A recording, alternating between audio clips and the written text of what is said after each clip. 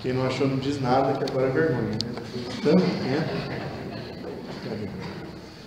A palavra do Senhor Deus diz assim: quanto aos assuntos sobre quais vocês escreveram, é bom que o homem não toque em mulher. Mas por causa da imoralidade, cada um deve ter sua esposa e cada mulher o seu próprio marido. O marido deve cumprir os seus deveres conjugais para com a sua mulher. Da mesma forma, a mulher para com o seu marido. A mulher não tem autoridade sobre o seu próprio corpo, mas sim o marido. Da mesma forma, o marido não tem autoridade sobre o seu próprio corpo, mas sim a mulher. Não se recusem um ao outro, exceto por mútuo consentimento e durante certo tempo, para se dedicarem à oração. Depois, unam-se de novo, para que Satanás não os tente, por não terem domínio próprio. Digo isso como concessão, e não como mandamento. Gostaria que todos os homens fossem como eu, mas cada um tem o seu próprio dom da parte de Deus, e um de um modo, outro de outro. Digo, porém, aos solteiros e às viúvas: é bom que permaneçam como eu.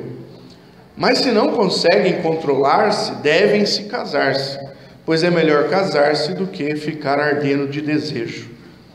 Aos casados dou este mandamento, não eu, mas o Senhor, que a esposa não se separe do seu marido, mas se o fizer, que permaneça sem se casar, ou então reconcilie-se com o seu marido. E o marido não se divorcie da sua mulher. Aos outros eu mesmo digo isto, não o Senhor. Se um irmão tem uma mulher descrente, e ela não se dispõe a viver com ele, não se divorcie dela. E se uma mulher tem um marido descrente, e ele se dispõe a viver com ela, não se divorcie dele. Pois o marido descrente é santificado por meio da mulher, e a mulher descrente é santificada por meio do marido. Se assim não fosse, os filhos de vocês seriam impuros, mas agora são santos. Todavia, se o descrente separar-se, que se separe. Em tais casos, o irmão ou a irmã não fica debaixo de servidão. Deus nos chamou para vivermos em paz. Você, mulher, como sabe se salvará seu marido? Ou você, marido, como sabe se salvará sua mulher? Entretanto, cada um continue vivendo na condição que o Senhor lhe designou, e de acordo com o chamado de Deus, esta é a minha ordem para todas as igrejas. Foi alguém chamado sendo já circunciso? Não desfaça a sua circuncisão. Foi alguém chamado sendo incircunciso? Não se circuncide.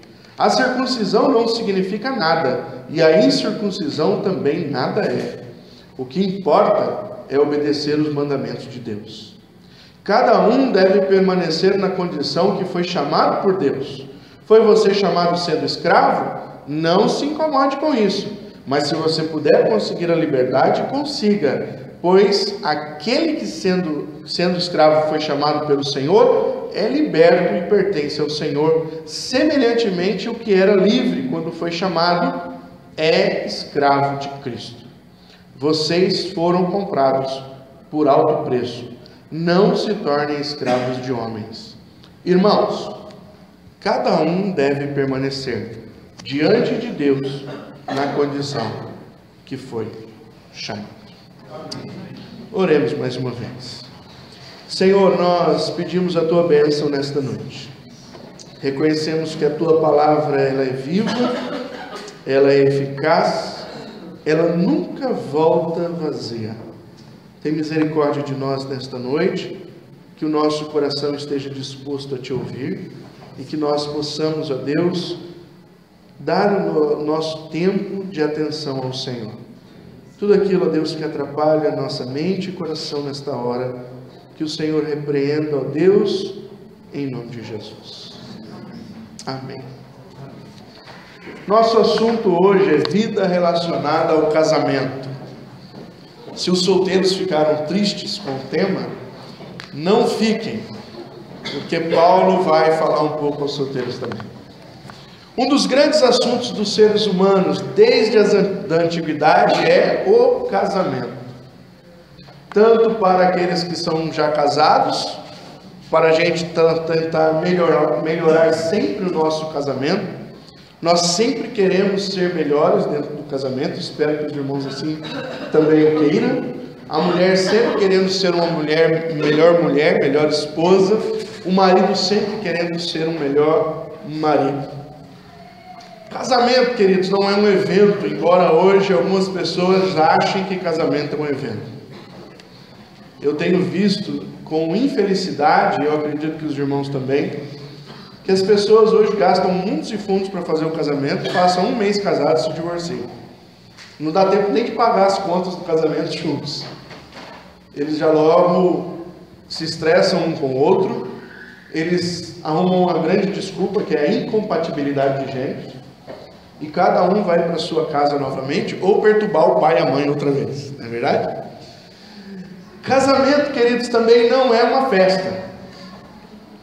Hoje eu percebo também que muitas pessoas ficam mais envolvidas com a festa do casamento do que com o próprio ato do casamento. Se preocupam tanto como vai ser, do jeito que vai ser, eu quero desta maneira, eu faço desse jeito. O meu sonho eu digo que o meu sonho de casamento foi totalmente diferente do casamento que eu fiz. O sonho da minha esposa, então, coitada. Para começar, ela queria casar na praia, casou na igreja presbiteriana. Perto da prainha do Rio Paraíba. Mas não foi na praia, não é? Então às vezes a gente se preocupa muito, como vai ser, eu quero assim, a festa é desse jeito, o vestido é X, o terno é assim e tal. Casamento não é festa, casamento não é evento. Casamento não é um contrato entre duas pessoas. Embora hoje algumas pessoas já casam com um contrato de casamento e um contrato de divórcio. Sabiam disso? Novidade no parâmetro do casamento. Você já vai casando ali, assinando, e já fica com o divórcio assinado do lado. Se divorciar, é dessa maneira que nós queremos o nosso divórcio. É assim que nós vamos fazer. Casamento não é um contrato entre duas pessoas. Ok? Casamento, então, o que é? Minha definição de casamento diante da palavra de Deus. Casamento é uma aliança ininterrupta entre duas pessoas, homem e mulher. Precisa hoje, infelizmente, frisar isso. Tá? Entre duas pessoas, um homem e uma mulher. Casamento só existe entre dois gêneros diferentes. Ok? Diante de Deus, que é o juiz e a principal testemunha dessa aliança. Eu tenho feito agora, os casamentos que eu tenho feito agora, por aprender e talvez por experiência, eu tenho falado para as pessoas que querem que eu faça o casamento, que eu não caso mais sem fazerem um curso comigo. Então tem que vir por cursinho, né?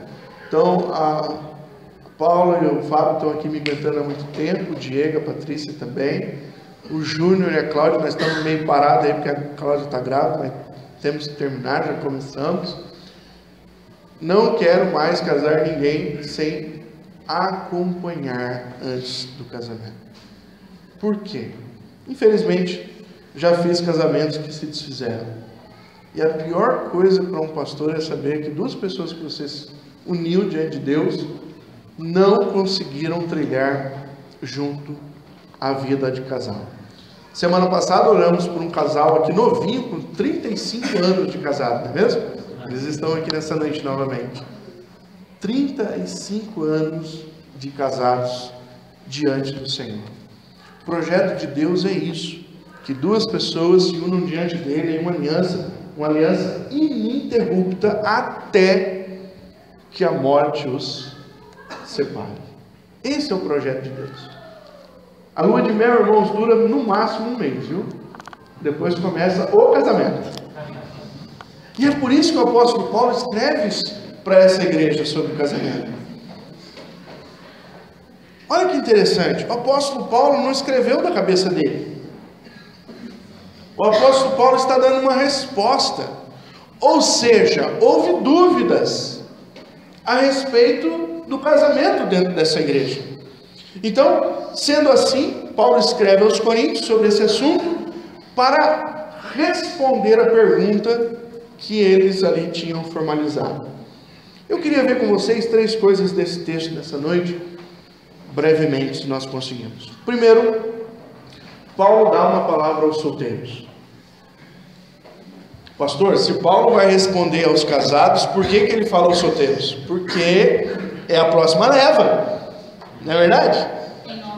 Ninguém, amém, ninguém quer ficar para titio ou titia. Todo mundo quer casar, irmãos. Se você perguntar, de 100%, 99,9% está afim de encontrar alguém para passar o resto dos seus dias.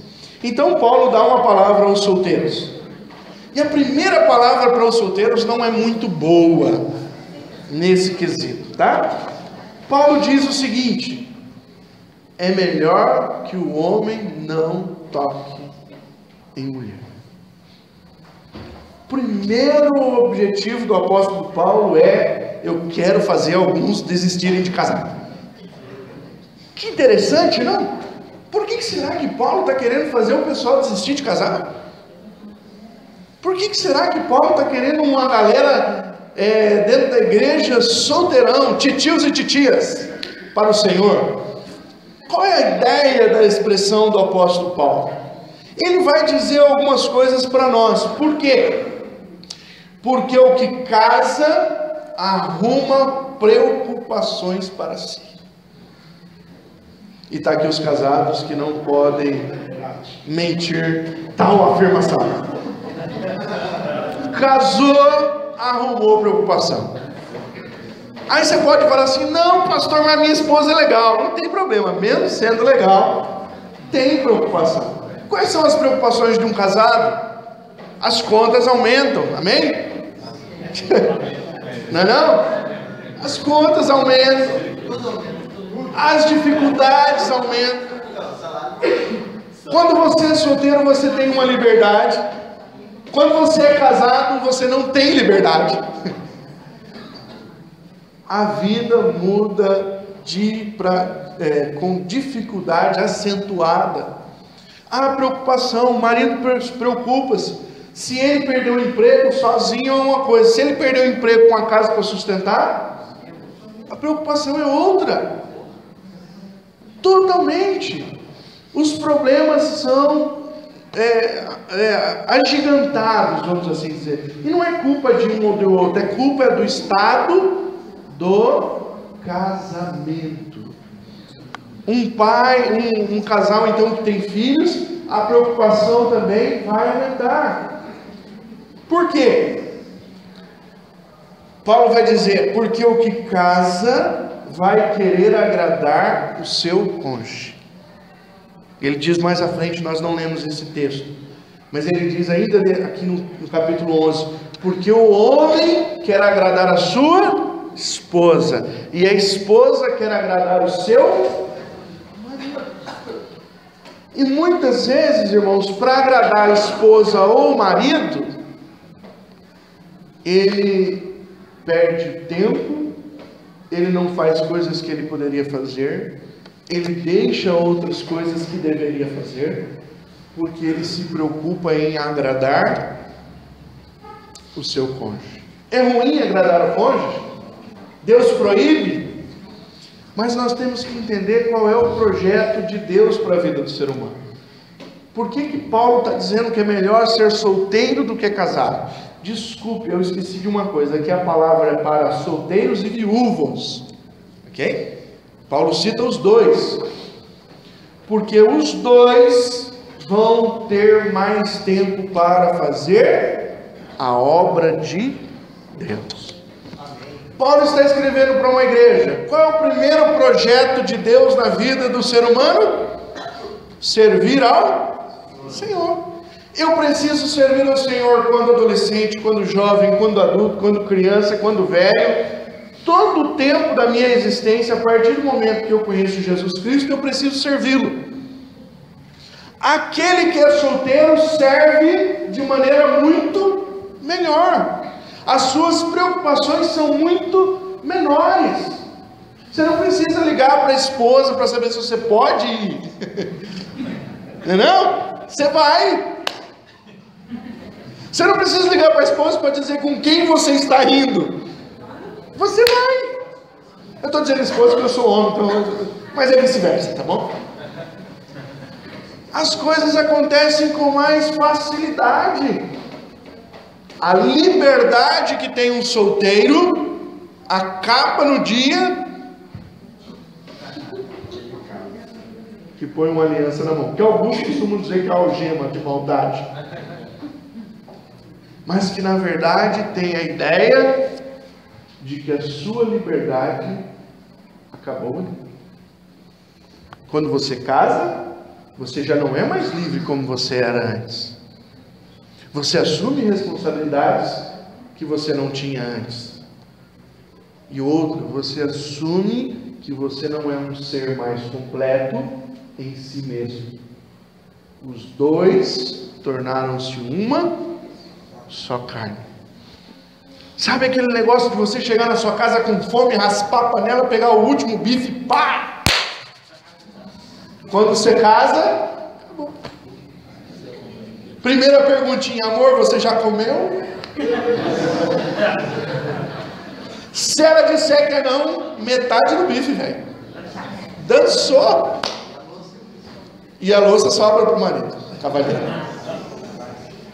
Nós precisamos entender, o apóstolo Paulo não está dizendo que os solteiros não devem casar, mas o apóstolo Paulo está dizendo, se você vai casar, pese, porque algumas coisas que você pode fazer para Deus melhor como solteiro, casado você não vai poder fazer. Você vai ter que dividir a sua atenção do Senhor com a sua esposa ou esposo.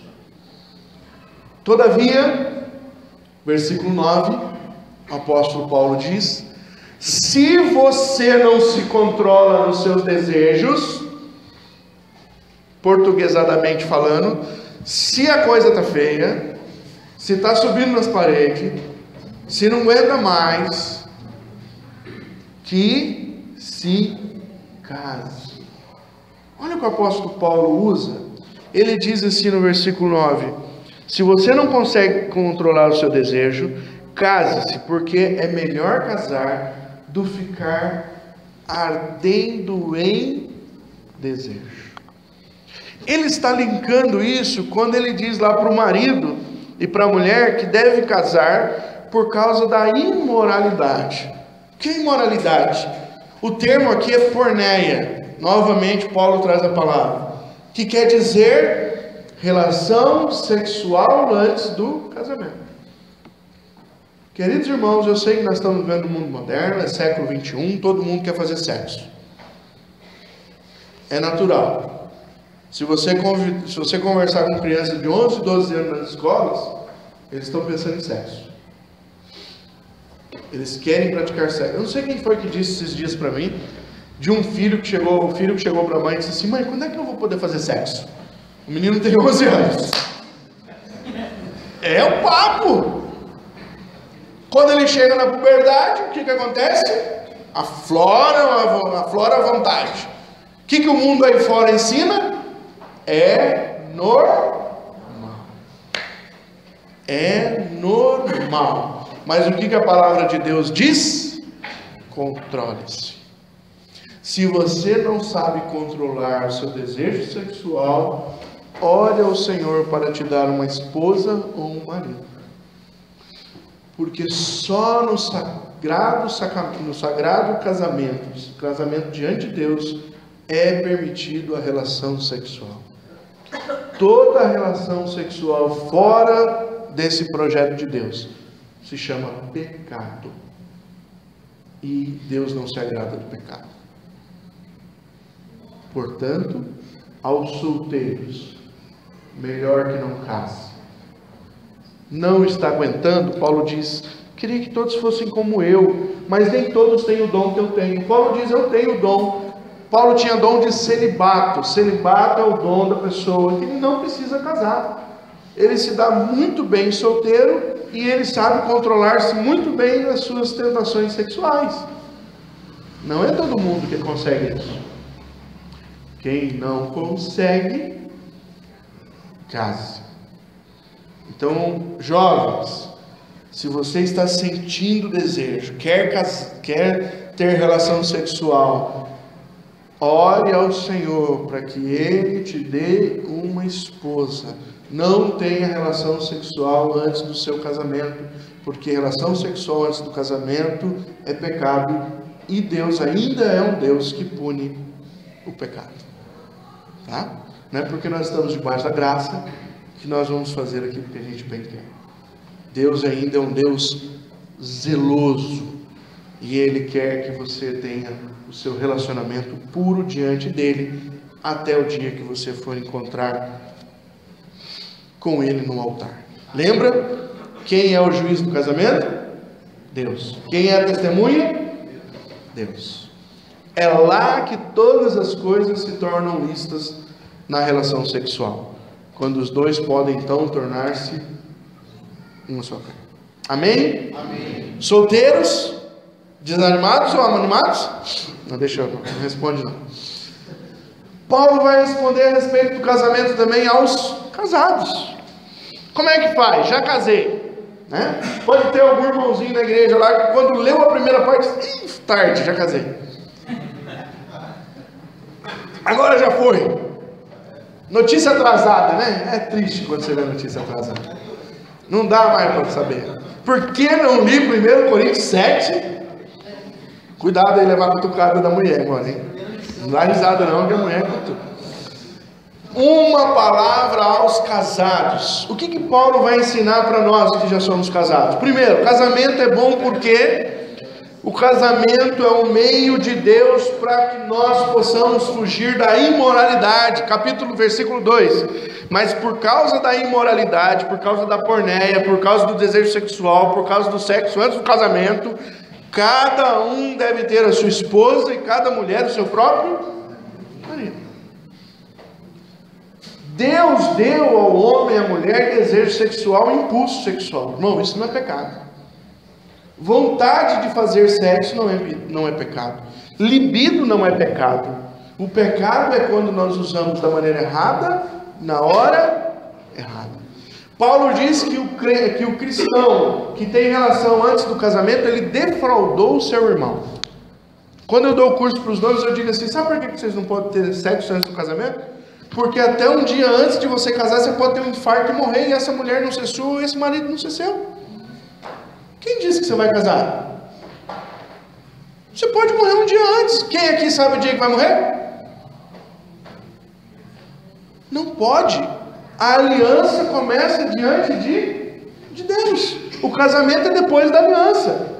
O problema é que nós agora queremos,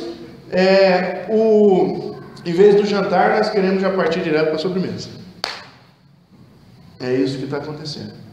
Então Deus diz: o caminho correto do casamento é para que você fique livre da sensualidade do mundo, para que você fique livre das tentações da carne.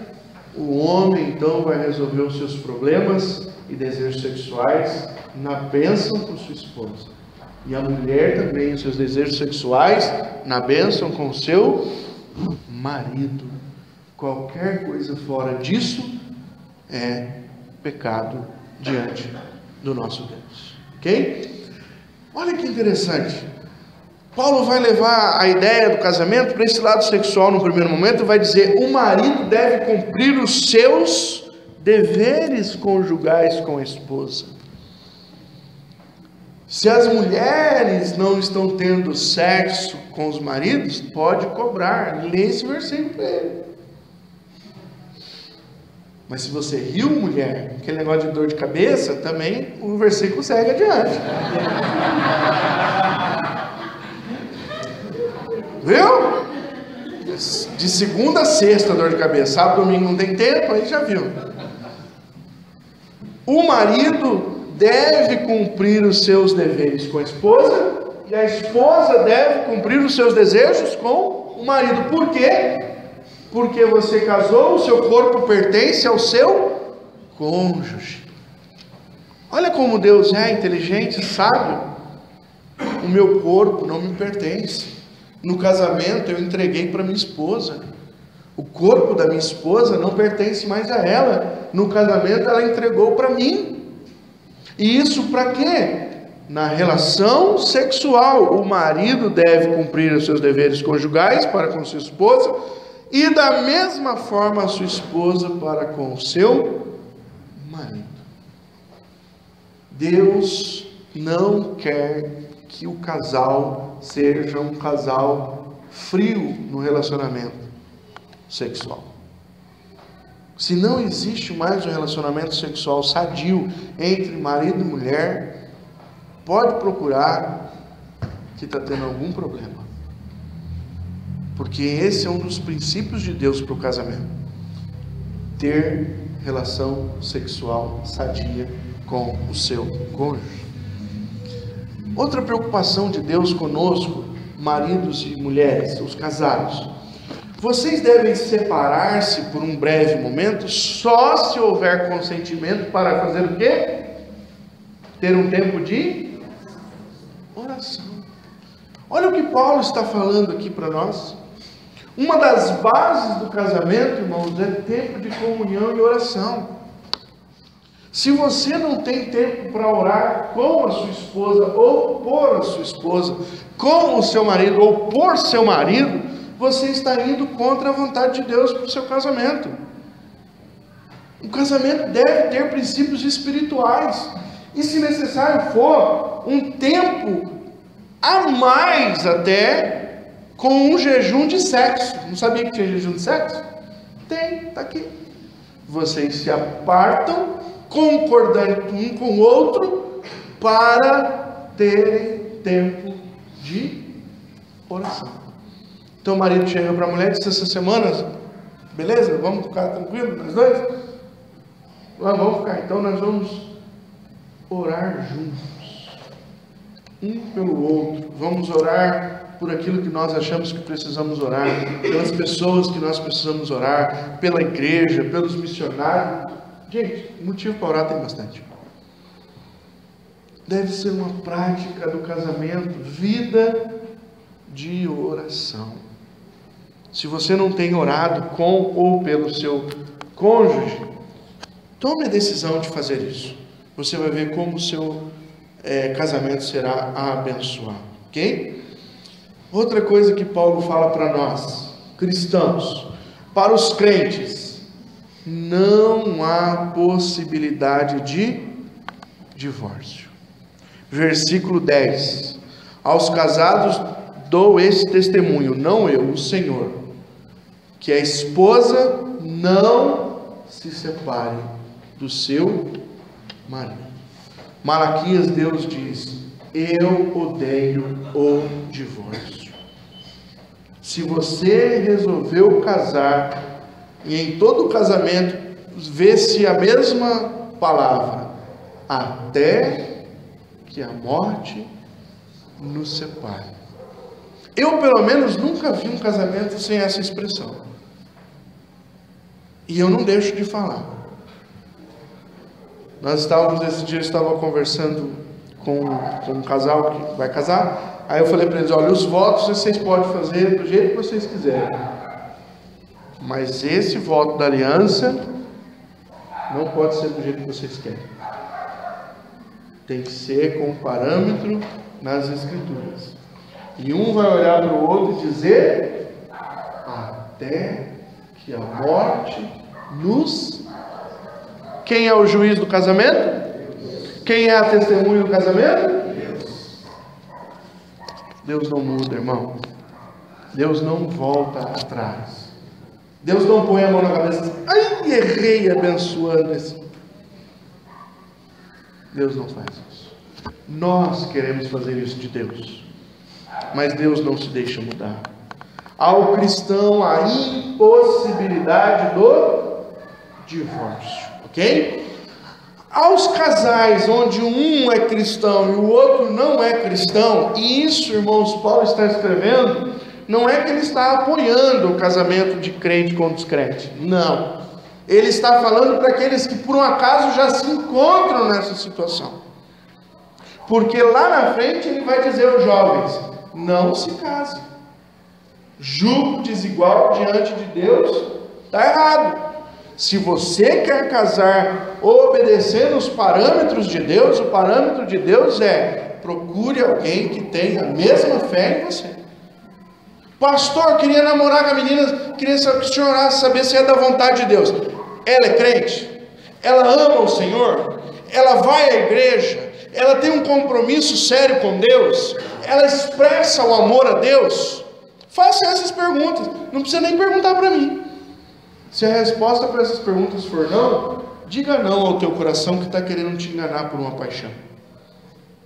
Porque não é a vontade de Deus que você se case com alguém que não tem a mesma fé que você. Ah, pastor, já casei. Bom, então Paulo tem duas orientações.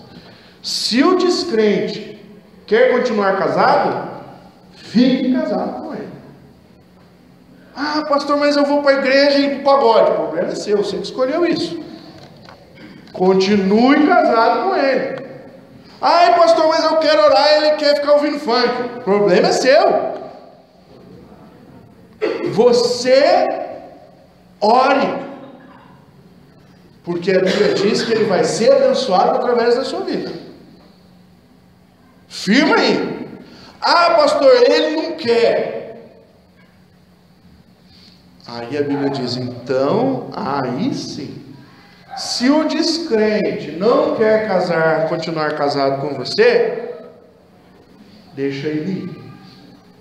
Deus quer que você viva em paz. Para eu ficar casado com ele, a gente fica brigando, não aguenta mais ficar brigando. E ele quer ir embora, então vai em paz. E depois, pastor? Depois você vai se tornar um homem ou uma mulher de oração. Porque também não é da vontade de Deus o segundo casamento para você. Gente, isso é muito sério. Não brinque com o relacionamento. Casamento é uma coisa muito séria. Foi a primeira instituição de Deus. Deus criou Adão e Eva, e no segundo ato da criação houve o casamento. Não é da vontade de Deus que haja divórcio. Também não acredito que seja da vontade de Deus que haja o segundo casamento. O crente santifica o não crente. Outra palavrinha para nós casados: o casamento traz dificuldades. Eu acho interessante quando o casal vem chegar para mim com preocupação. Né? Não, pastor, estou passando dificuldade. Eu falei: novidade, a Bíblia já diz. Você não leu antes? Estou passando dificuldade com meu marido. Normal.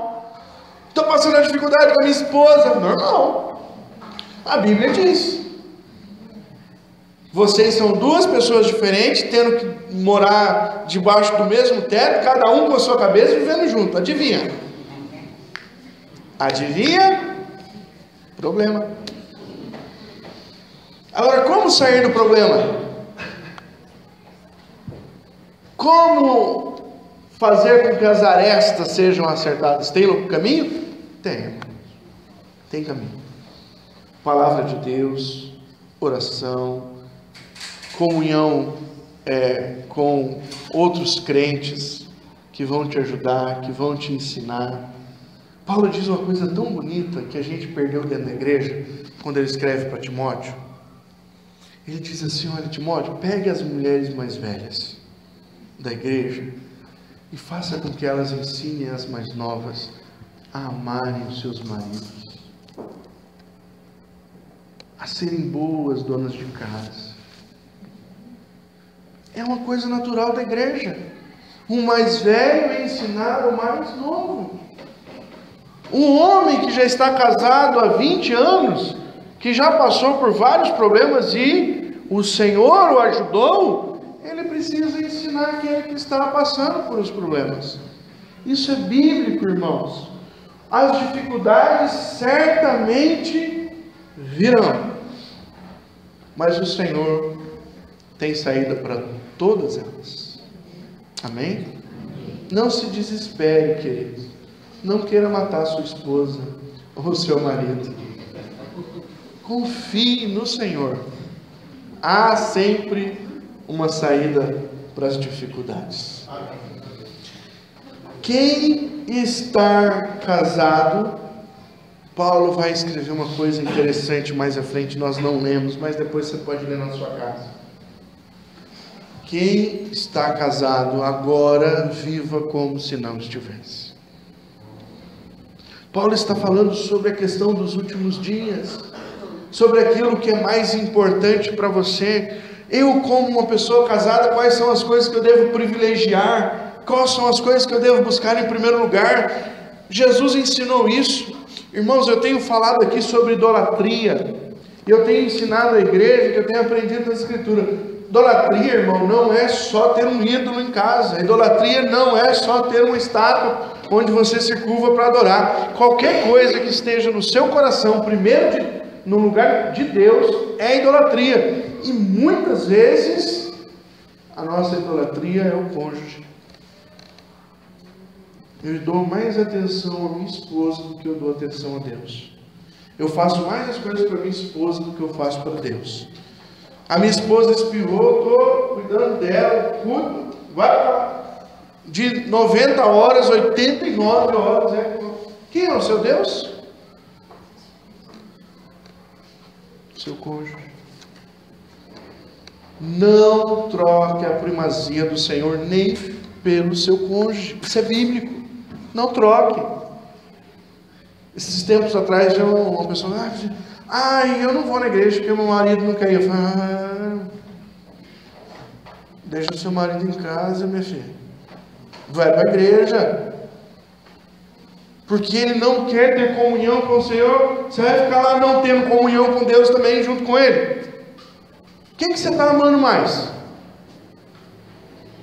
Eu falo para minha esposa, eu amo você, querida. Mas no dia que você quiser ficar em casa, você vai ficar sozinha. Porque eu vou continuar servindo ao Senhor. Quem é em primeiro lugar na sua vida? Não pode ser a sua esposa, não pode ser o seu marido. Porque se for, você errou no trato. Está fazendo de forma diferente do que Deus quer para você. Ok? Casados, esses são os mandamentos de Deus, as ordens de Deus para você. Fica firme. Deus está no controle. Por último, Paulo faz um hiato entre essa conversa. No versículo 17 ao 24, Paulo fala sobre um tema: fiquemos como fomos chamados. Ele vai dizer para nós: se você foi chamado judeu, ou seja, circuncidado, continue circuncidado. Se você foi chamado gentil, não circuncidado, continue não circuncidado. Porque diante de Deus o circuncidado é nada, e o incircunciso nada também, então empatou. Ok? Do jeito que Deus te chamou, permaneça. Aí ele vai dizer: Deus te chamou escravo? Não se rebela, continue escravo. Porque se Deus te chamou escravo, como escravo você pode servir ao Senhor. Todavia, procure arrumar a sua libertação. Por quê? Porque Deus nos libertou e Ele não quer que nenhum de nós seja escravo de homens. Mas cada um continue como Deus chamou. Por que Paulo faz esse parênteses? Porque ele quer lembrar a nós o que ele começou a dizer. Deus te chamou como solteiro? Permaneça solteiro.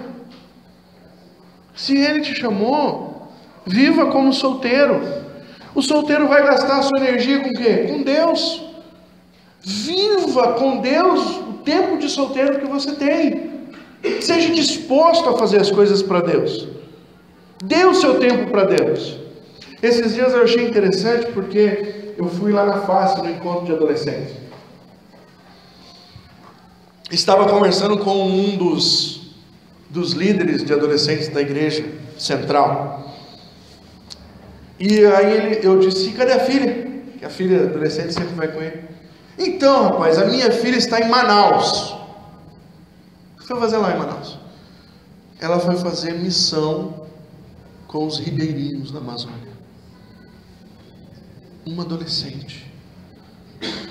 Imagina eu casado querendo ir para Manaus fazer missões com o ribeirinho no meu tempo de férias. Fazendo a mala da Letícia, nessa mala da Valentina.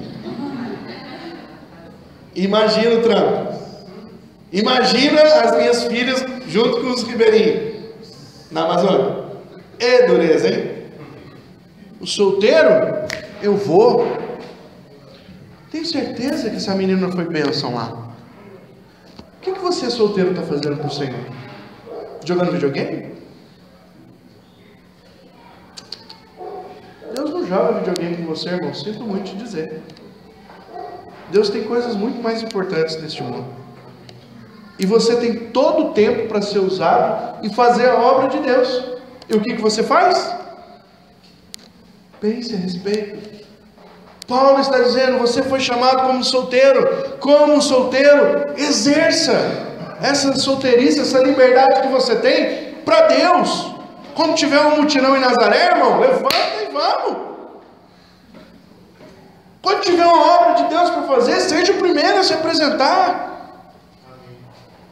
Você tem muito mais possibilidade de servir a Deus do que o casado, que tem que passar na padaria, comprar leite, comprar pão, comprar compra, fazendo de barco, não sei o que.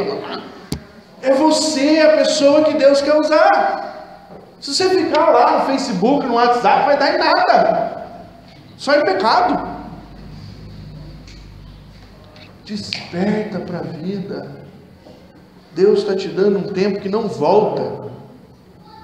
O dia que você casar, irmãos, a liberdade acabou. Isso não é ruim. É mudança de plano de vida. Eu, quando me converti, não perdia uma oportunidade de servir ao Senhor. E não precisava nem olhar para trás, nem pedir nada para ninguém. Eu tinha liberdade.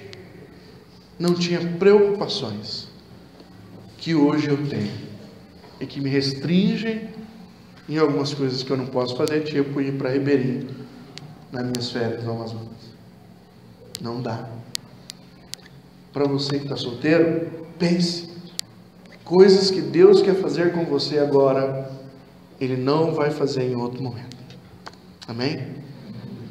Deus te chamou como casado, sirva ao Senhor como casado. Bate um papo com a sua mulher na real. Amorzinho, te amo, mas amo Jesus em primeiro lugar. Tamo junto.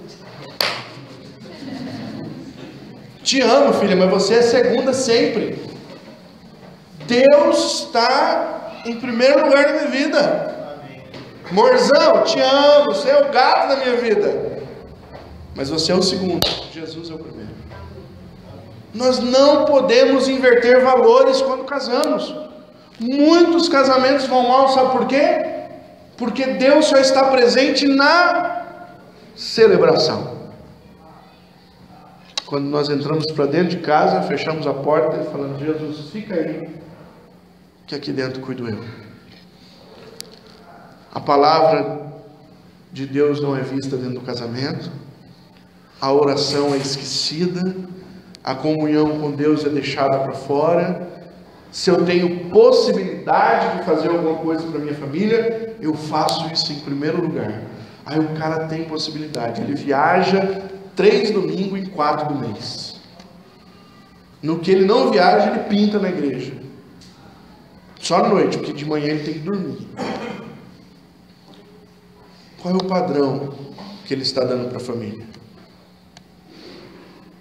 Pense nisso, irmão.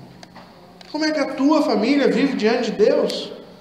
Quais são os propósitos que você tem para a sua família junto com Deus?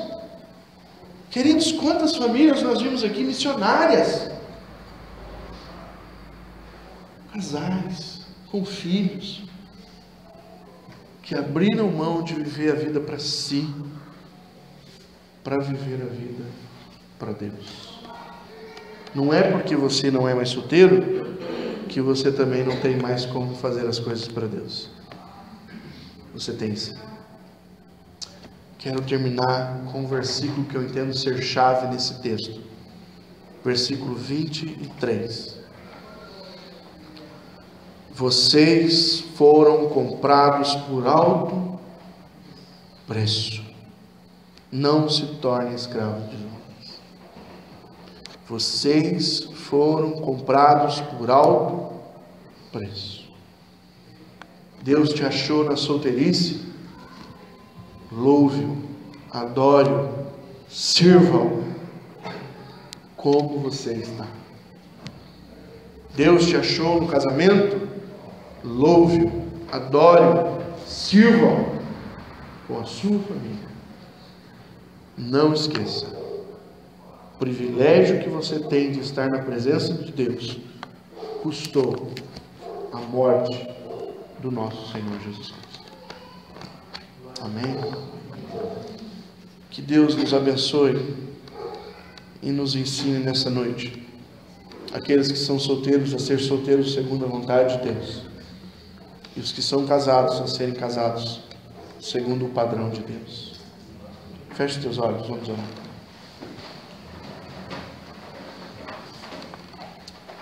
Senhor, obrigado, porque a Tua palavra, ela é encantadora e maravilhosa. A sabedoria que encontramos na Tua palavra é válida, ó Deus, para todo sempre.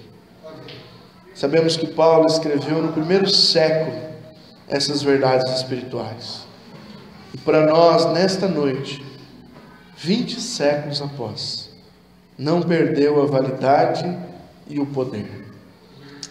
Espero, Deus, que o Teu Espírito transforme o coração dos ouvintes nesta noite, inclusive o meu, Pai, que possamos, ó Deus, ter como padrão não aquilo que queremos, mas a Tua bendita e santa palavra.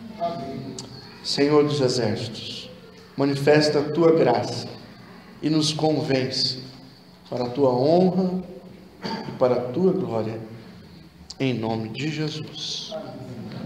Amém. Nós vamos agora passar o momento da ceia.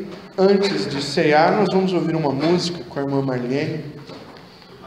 Ela estava ali, está aqui já, ó, já está ligada, que agora é a hora. Por favor, pode subir, por favor.